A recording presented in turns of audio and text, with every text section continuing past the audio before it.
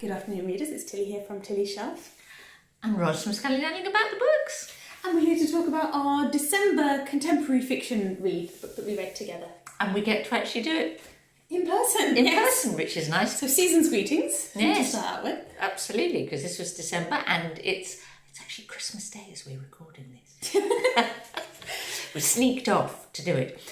And our December book was The House in the Cerulean Sea. Look, we haven't got... does that sort of... It's not going to show up. No, it's not going to show up. It doesn't. Well, you can see it's got a lovely cover. It's got a nice cover with a house on it. Yeah, it's fun. And this is a sort of young adult fantasy story. Yes, yes. Because we had quite a heavy book for November. And we decided that something a bit more light-hearted we were was looking for in something order. Yeah. cheerful and uplifting and light and light for a pre-Christmas read. And did we score? Yes, absolutely. It definitely ticked all of those boxes, 100%. So it was published in 2020. Mm-hmm. The author is he's Travis John Klune, but he publishes as TJ Klune. Mm-hmm. Apparently, he just sort of decided to call himself that when he was started published, because an awful lot of the sort of things that he was writing, people used pen names for. Yeah, so you might well. Yeah. He worked for TJ Klune. So American author, born in the lovely state of Oregon. Right. Somewhere I'd quite like to go. Nice mountains. And he's known for writing kind of fantasy and romantic fiction for all ages. I'd say this is probably one of his best known. It's the one that's kind of made the biggest impression, perhaps. Yes. I mean, it was a bestseller, but also is one of the most banned and challenged books at the moment in in various states in the US. Why would it be banned and challenged? Well, because it's about people being tolerant of each other and being nice and loving the people they want to love. A happy book about mutual respect and care, and friendship, and so let's ban it. Why not?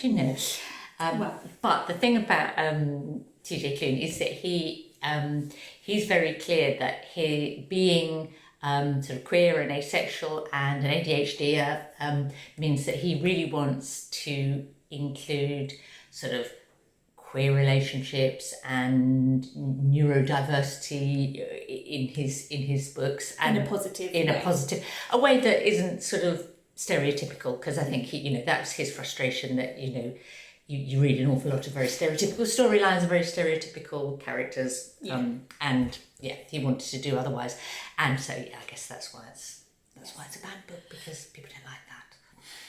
So the premise then, The House in the Cerulean Sea, the house itself is, at the start of the book it's called an orphanage. It's a home for magical children, a diverse range of magical children. There are 6 children living in the house, supported by Arthur Parnassus, who's the person who runs the home for them. Yeah.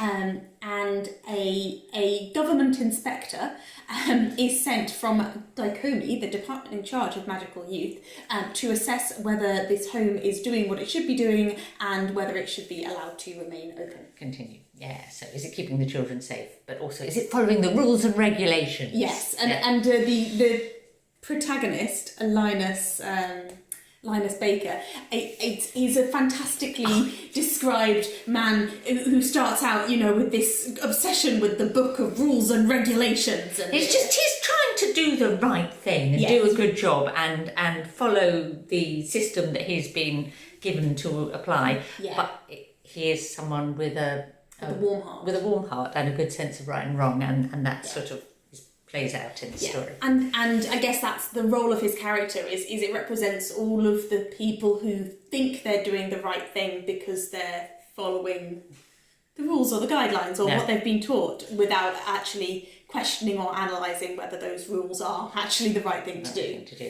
And one of the things that I loved about the book was the beginning, the opening of the book, which is he's the sort of the ministry office that he works in, and it's very regimented, and you get demerits if you're have personal objects on your desk, or take more than 15 minutes over your lunch.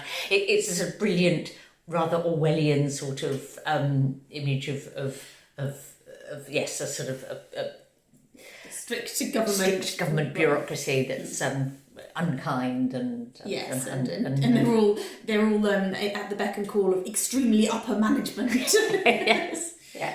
So it kicks off really, really well, and then he goes to the island to do his job.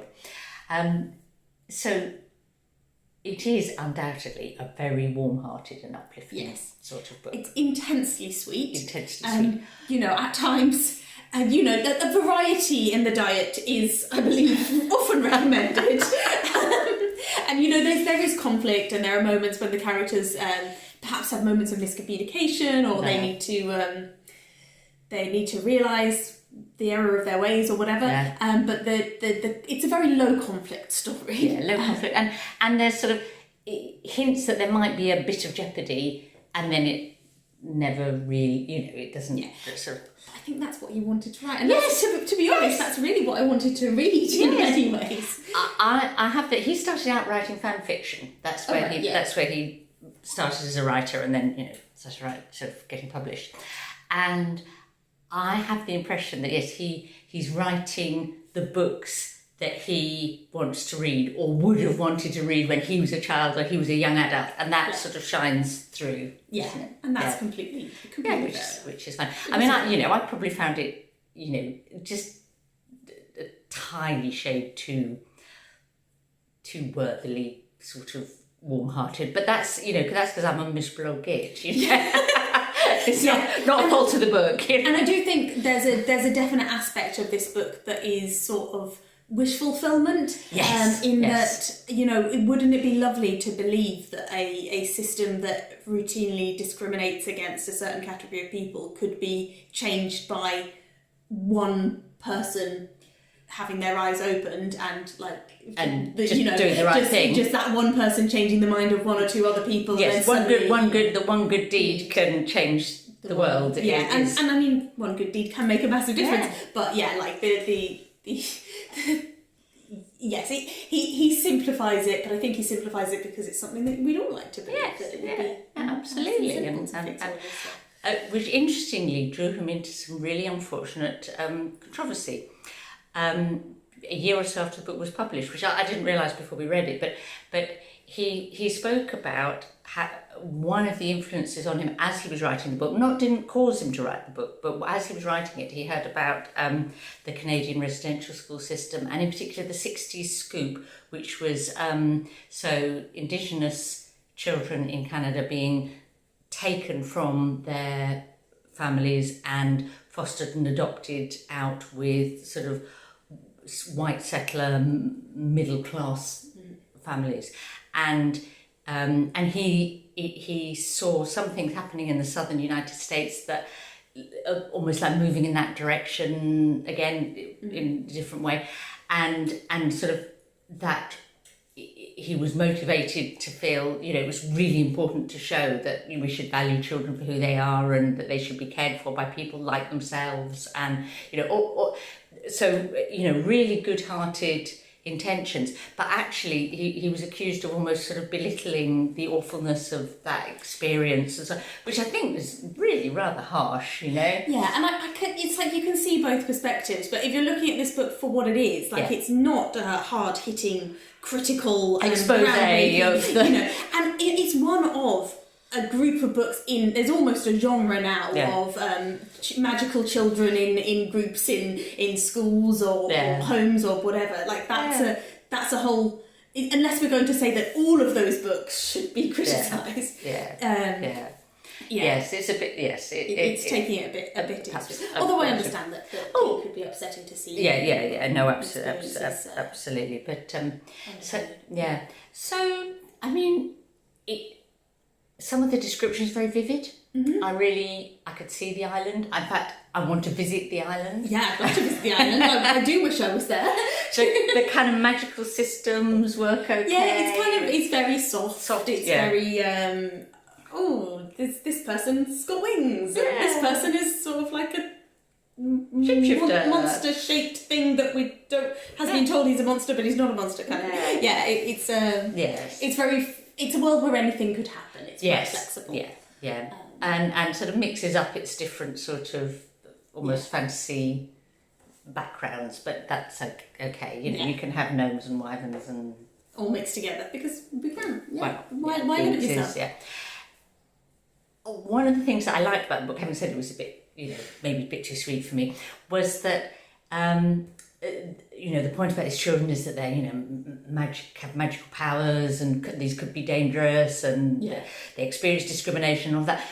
But he puts in like really genuinely childlike behaviour and some of the activities that Arthur and Linus and Zoe do with the children are like proper fun things that you do with kids, like treasure hunts and make believe games and I think the dialogue, the dialogue between the kids, it's like it works. It's believable. Yes. One character, Lucy, it kind of repeats himself a lot, saying naughty things, and it's a bit like little children doing sort of, I don't know, fart jokes or something, except that his are about how he's going to destroy the world and burn you in hell. It reminded me of Ben from Outnumbered. Yes. If you've seen that British comedy series, where he's constantly kind of like pushing the boundaries of like, can I say this naughty thing? Can I get away with these naughty things? Am I going to scare people if I tell them that I'm going to come at them with a machete?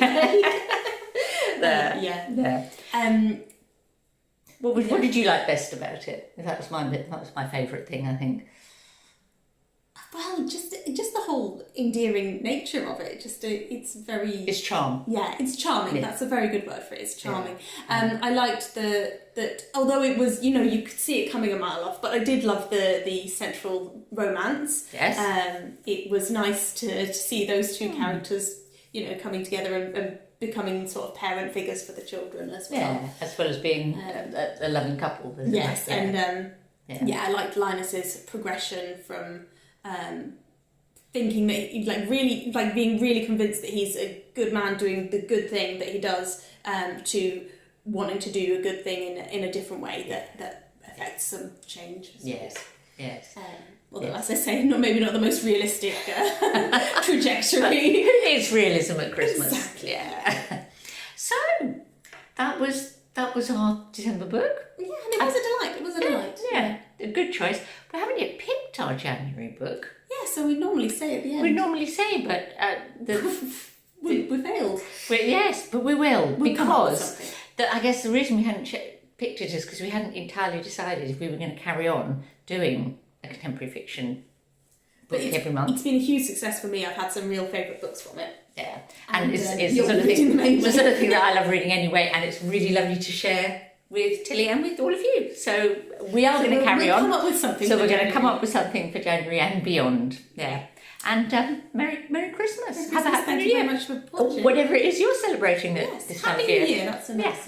Yes. Well, it's not everybody's New Year. I realised that as I was saying it. Whatever it is you want to celebrate. Greetings. Let's do the season's greetings.